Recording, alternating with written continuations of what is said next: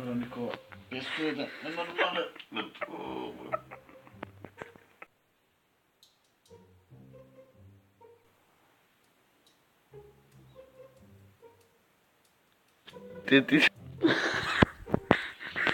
Veronica, pescuda, é normal.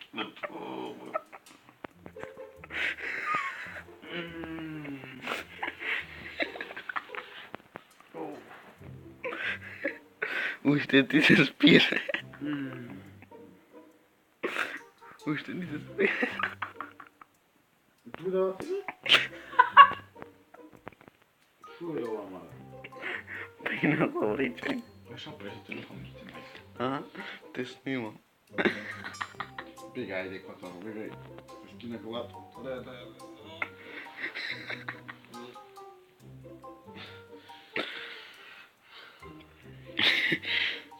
Знаете, плашив да не сипиш трубок, за не знам как съм. Да, ти си нормален, не тока, ма. Ти станам сега да те плеснем с ова.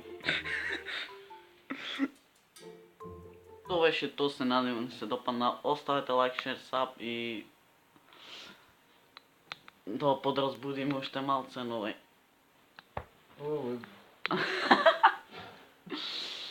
Поздрав!